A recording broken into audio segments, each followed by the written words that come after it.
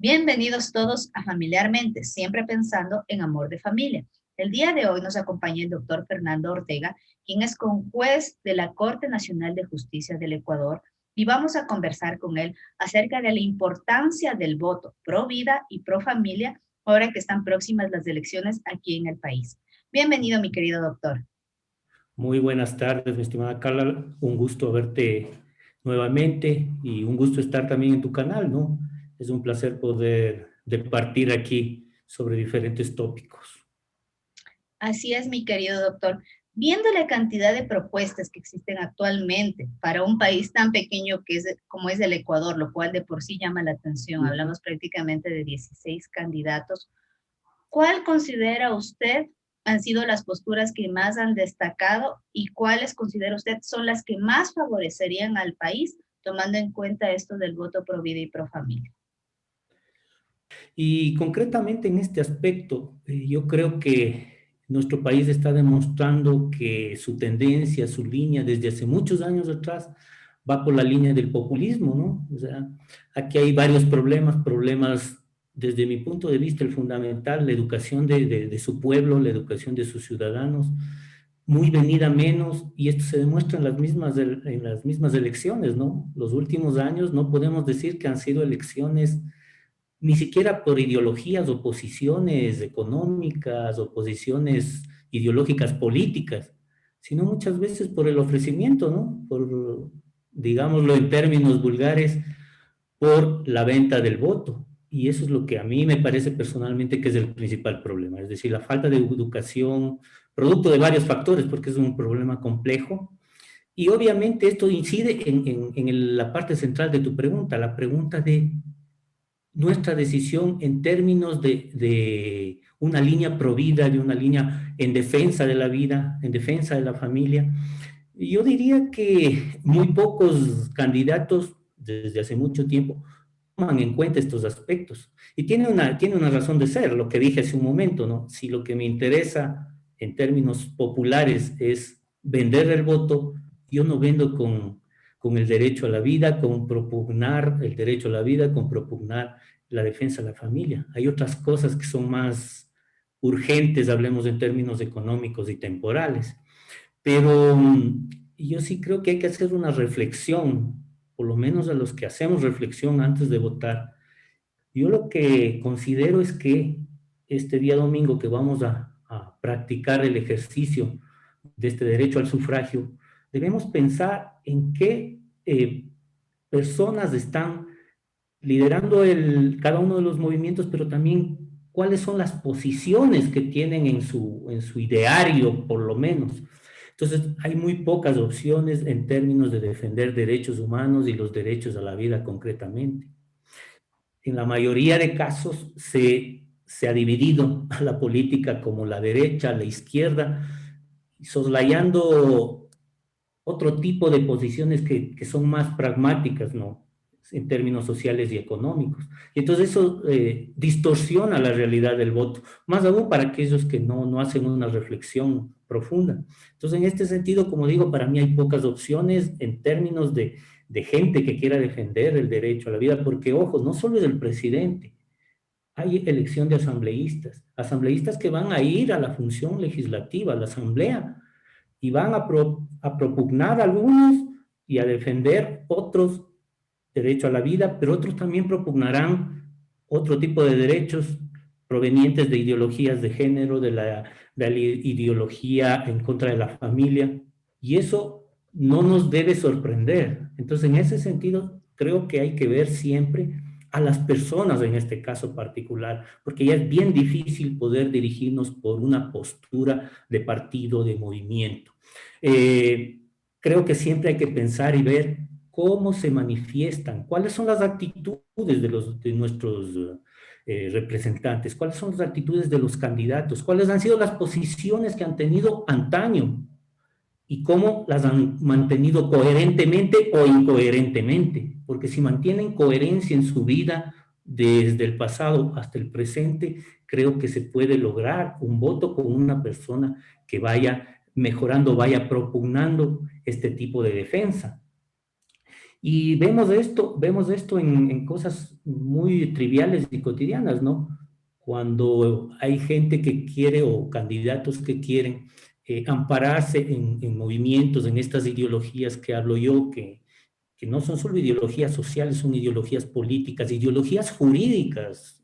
La otra vez hablábamos en este canal contigo mismo, ideologías jurídicas dentro del derecho, que vemos que están introducidas en nuestro sistema jurídico, no se diga en nuestro sistema político. Entonces, muchas veces se quiere desdeñar a las posiciones que son en defensa de la vida, en defensa del primer derecho humano, que es la vida, con tendencias pseudo izquierdistas que por izquierdistas consideran que son revolucionarias y que van a cambiar el mundo, mesiánicas en el fondo, cuando esa no es la realidad que hoy vivimos, sobre todo con esta pandemia, con esta situación social y económica, es una vida pragmática, real. Vivimos un problema económico, en donde lo que interesa es mantener la vida de todos los seres humanos.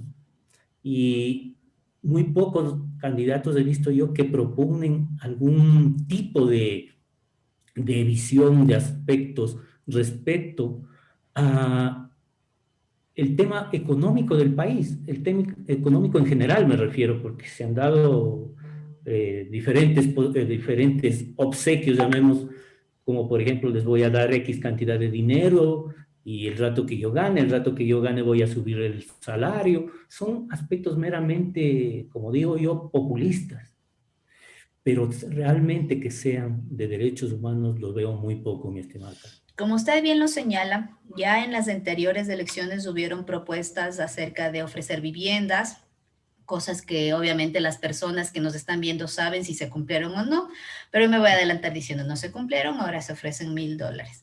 Y justamente los candidatos de izquierda, en este caso, voy a tomar nombres adelantándome que son los más relevantes por ahora, hablemos del candidato Arauz, del candidato Herbas y del candidato Yacu, se han manifestado abiertamente pro aborto, y incluso felicitando a Argentina, quien recientemente aprobó el aborto, uniéndose a ellos en algunas consignas que ellos promueven justamente al respecto al tema, e incluso con los temas GLBTI. Grupo que por demás considero muy respetable, pero que como siempre decimos es algo que se debe mantener ya para las personas adultas, no en la educación y no promoverlo de maneras distintas. De ahí nosotros respetamos ampliamente a ese grupo como todo ser humano debe ser respetado, más allá de compartir o no la ideología. Entonces, si ellos de entrada nos están diciendo que ellos van a estar a favor y sabemos de antemano que muchos países están desde hace mucho tiempo tratando de conseguir que el aborto se apruebe, porque no solamente hablamos de un tema de salud, como entre comillas se dice, sino de un tema económico, pues detrás de eso hay grandes grupos que tienen intereses, lo van a conseguir fácilmente con este tipo de candidatos, sin denotar otras cosas más. Por otra parte, tenemos un grupo reducido, y eso es interesante destacar en esta vez, que hay un partido que es netamente pro familia, que es la lista 4, liderada por Gerson Almeida, quien es pastor, y Cecilia Villafuerte, quien es católica. A pesar de que no tienen la misma religión, comparten esa postura. No obstante, no han tenido una presencia política muy importante, quizás porque solo han tenido esa consigna y no han ampliado a otras áreas que también son importantes para los ecuatorianos.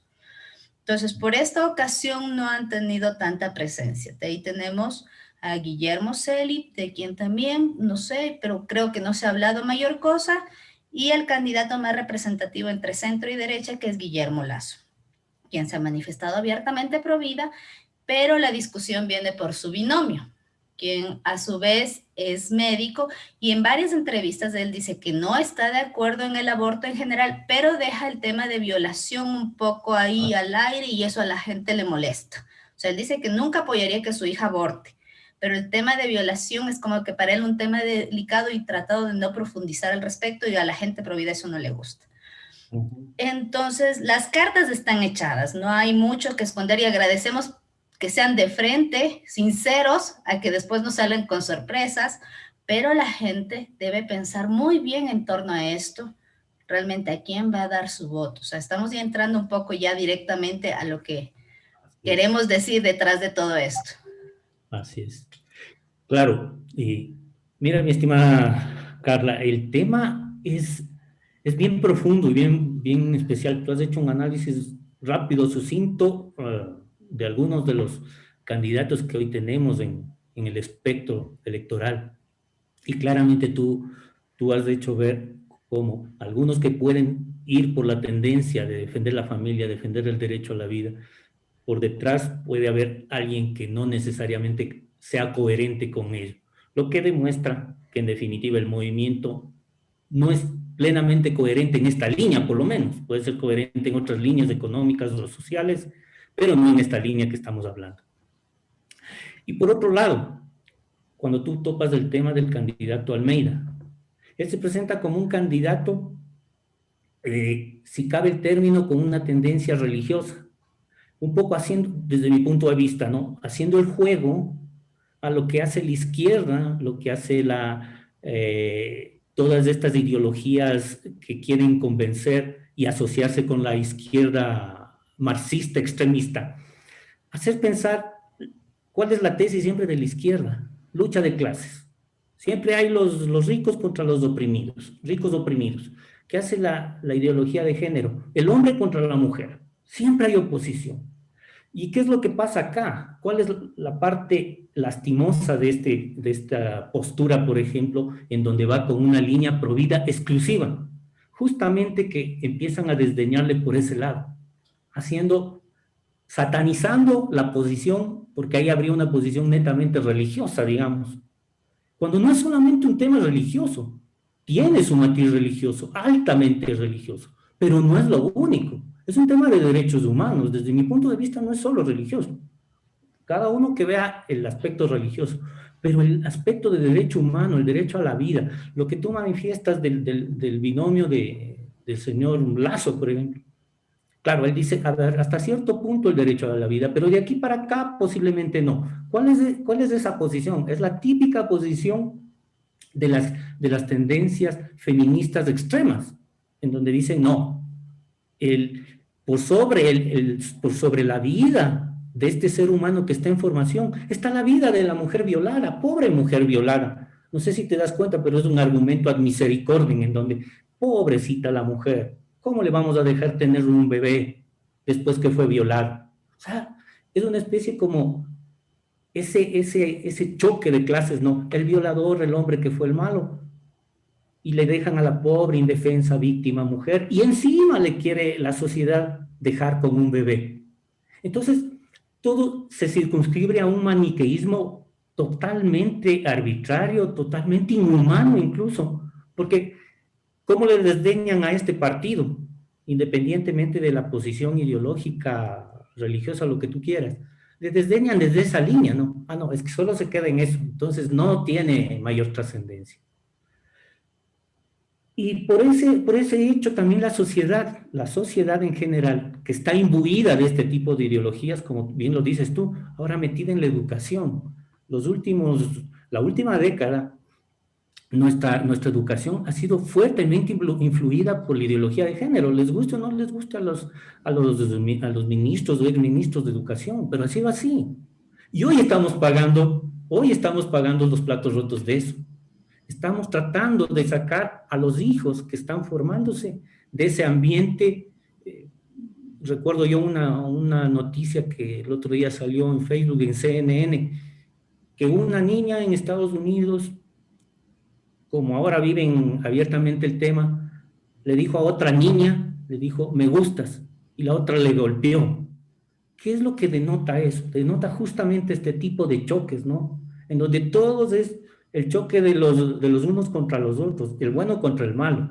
El uno es discriminador y el otro no. Entonces aquí, volviendo al tema, centrémonos al tema electoral, pasa lo mismo en el tema electoral. Entonces con estos candidatos que van con esa posición, independientemente de lo religioso, le estigmatizan por ese lado.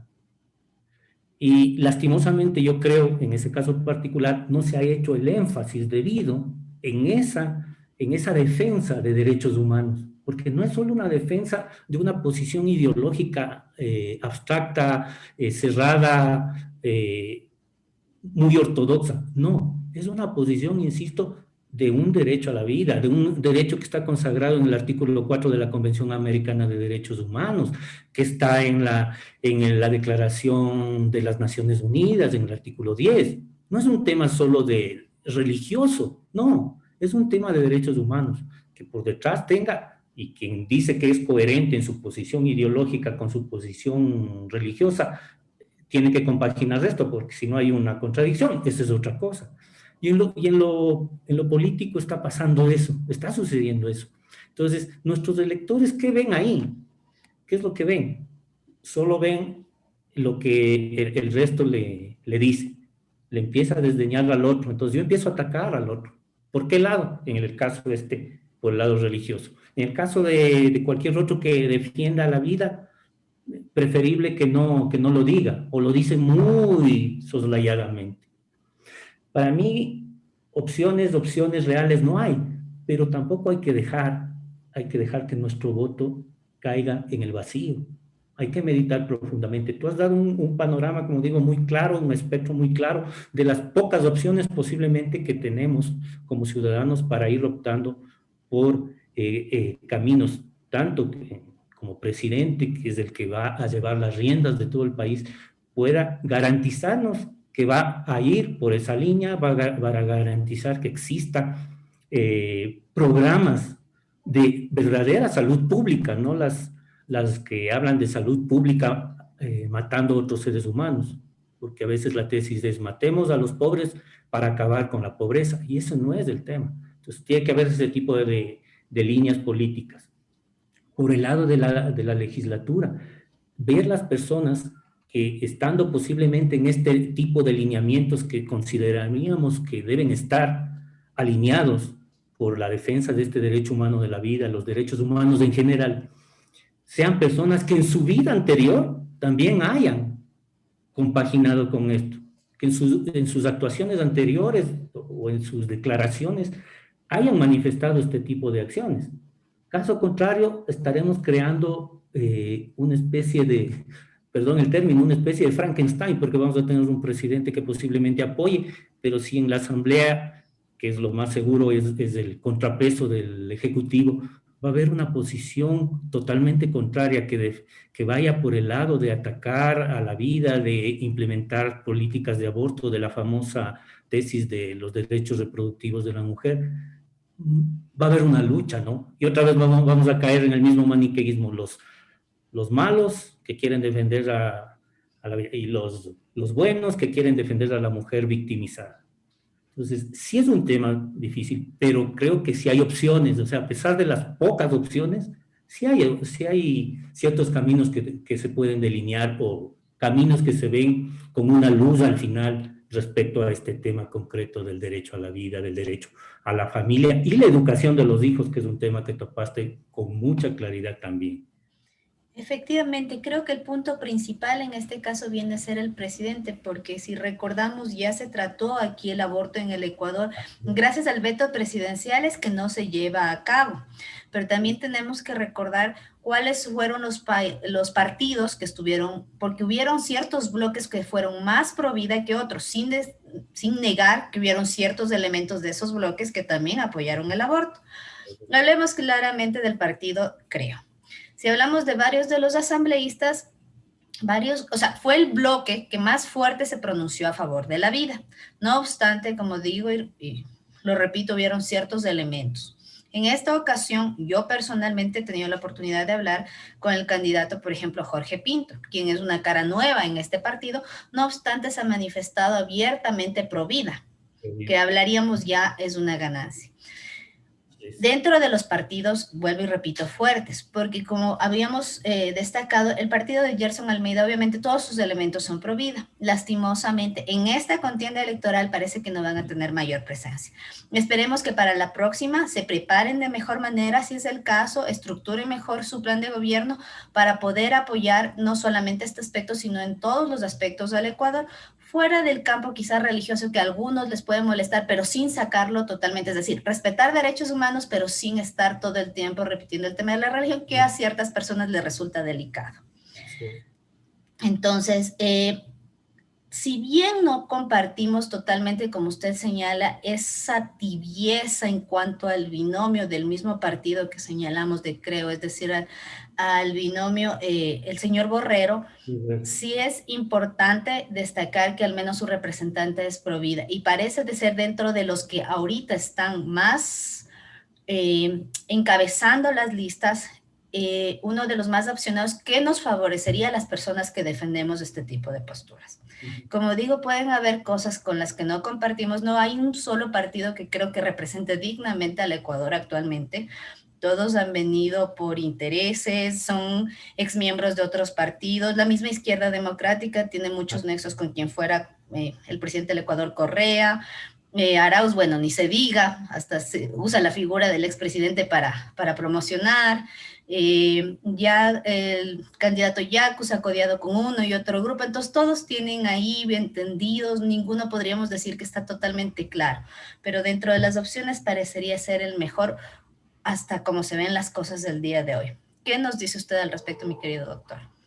Bueno, haciendo un ejercicio como de politólogo y profeta de lo que vaya a suceder en el Ecuador, hablando en términos de defender la vida, creo que efectivamente, como bien dices tú, la opción mayor para poder garantizar esta defensa de la vida va por esas líneas, ¿no? Va por esas líneas de este candidato, tal vez es el que mejor nos prepara el camino para garantizar eso, porque ojo, nos vienen peleas un tanto fuertes, ¿no? Estoy seguro que va a venir la pelea del aborto nuevamente, ya estuvo en Argentina, para acá va a volver. Creo que no hay que dejar de lado también la pelea sobre el matrimonio igualitario, que es una pelea que hay que seguirla haciendo. Yo sí creo que hay que seguirla haciendo porque con una inconstitucionalidad de esa envergadura no se la puede dejar así. Y muchos están convencidos, no, porque es la Corte Constitucional, una jurisprudencia vinculante, que es así, por ejemplo, ha destruido toda la concepción de la familia en términos naturales, como dice la Convención Americana de Derechos Humanos. No lo digo yo, sino la Convención Americana dice que es una institución natural, no es una institución quimérica creada por la mente. Entonces, en ese sentido, yo creo que si va por esta línea, y esperemos que se asiente el día domingo algo en ese sentido y que a futuro nos garantice, o a futuro, sobre todo yo creo que en el área de la asamblea tiene que ser más fuerte el tema, porque la lucha va a ser ahí, en la legislatura, y si no tenemos representantes que estén acorde con esta línea, ya entramos perdiendo, se entra perdiendo. El derecho a la vida va a entrar perdiendo, el derecho a la familia va a entrar perdiendo. Entonces, sí es un ejercicio muy, muy fuerte y además una decisión muy importante. O sea, yo creo que en este sentido, en este tema particular, es un momento histórico para los derechos humanos y el derecho a la vida humana y para el derecho a la familia. Es histórico porque poco a poco las ideologías extranjeras están llegando a nosotros y la lucha nos está llegando. Pronto, que más tarde, estaremos enfrentando esa lucha. Y si no, nuestro pueblo ha permitido que se inmiscuya o se cuele a través de los representantes, de estos representantes que yo digo populistas, que ofreciendo muchas cosas, de paso, no dicen con frontalidad, por ejemplo, su posición en estos aspectos. El rato que lleguen a la legislatura y toque plantear estos temas, efectivamente va a salir la verdadera cara de estas personas. Entonces ahí vamos a ver y a sufrir posiblemente los avatares que nos provoquen. Entonces, creo que sí es un punto importante hacer este análisis. Considero que sí, posiblemente es el único camino que nos queda como para visualizar una opción que defienda estos derechos humanos, una opción que defienda los valores. Muchos están hablando de valores como candidatos y eso me suele sorprender. Hablan de valores, pero solo en un tema, no sé si nos hemos fijado. Cuando hablan de corrupción, se habla de valores, pero nadie habla de valores sobre la vida. Cuando la corrupción, para mí, incluso hasta eso, es producto de un tema familiar, un producto de tema de vida. ¿Por qué? Porque ¿dónde se forman? ¿Dónde nos hemos formado nuestros valores? En nuestras familias. Mi padre, mi madre son los que hicieron mis valores. Y si yo que estoy ejerciendo la judicatura, soy un juez honesto, es porque mis padres me dieron esos valores o porque mis padres no me dieron los valores. Y la corrupción no se gana con leyes, no se gana con decretos, se la gana con gente que tenga esos valores, que haya formado durante su vida esos valores, que su familia haya construido eso. Entonces, mira cómo posiblemente las opciones que quedan son muy pocas, ¿no? Lo que yo sí creo en primera instancia que uno tiene que hacer es como cuando va a servirse un guineo, ¿no? Empezar a quitar la cáscara para comer la comida. Entonces, ¿qué es quitar aquí la cáscara? Tenemos que empezar a quitar todos estos movimientos y partidos exclusivamente y netamente populistas que están vendiendo su voto, que están ofreciendo y empezar a desgranar para quedarnos solamente con la esencia que en estos temas yo creo que sí son las únicas opciones de estos movimientos. En todo caso, tenemos que ir también por ver el movimiento que mejor se apegue y que tenga mejores cuadros con esta línea, que podrían ser asimismo de la misma línea del presidente para que puedan coadyuvar en la asamblea. Entonces creo que sí, como tú has hecho un buen análisis respecto a estas posiciones, es lo mejor opcionado que le queda al país en este aspecto que estamos comentando.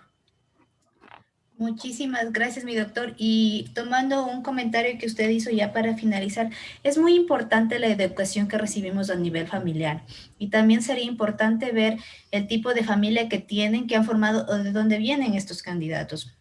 Algunos de ellos incluso tienen juicios por temas de no pasar pensiones alimenticias, temas de paternidad. Entonces ellos mal podrían representar los intereses de personas pro familia, como el grupo de papitos y mamitas de los que muchas veces hablamos aquí, que quieren compartir con sus hijos.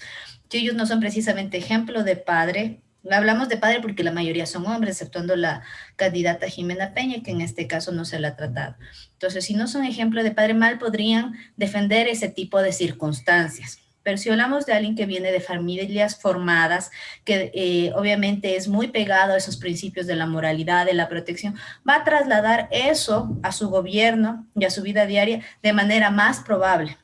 Obviamente solo el tiempo dirá quién tiene la razón, pero considero sin romanticismos que dentro de las opciones que hay, es la mejor. Como usted bien dice, no podemos decir que es 100% efectiva, hay cosas que deberían ser tratadas y mejoradas, pero en esta ocasión es lo que nos presenta el cuadro para futuros, bueno, para candidatos y futuro presidente del Ecuador.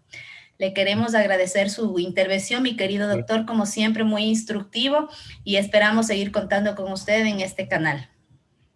Siempre un placer estar aquí contigo, Carla, un gran placer realmente, y yo siempre te motivaré a que continúes en esta lucha constante por los derechos. Nosotros que somos abogados nos toca pelear por los derechos y hacer ver a todo el mundo que lo primero que existe en este planeta como valioso es la vida del ser humano.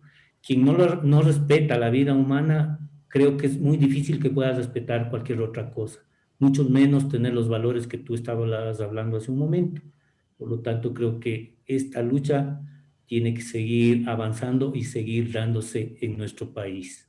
Gracias por tu labor también y mucha suerte y éxitos de todo lo que sigas haciendo. Muchas gracias, mi doctor Ortega, y esto ha sido Familiarmente, siempre pensando en amor de familia. Para cualquier consulta o asesoría profesional que se les pueda brindar, estamos a las órdenes. Muchas gracias. Gracias, Carlos.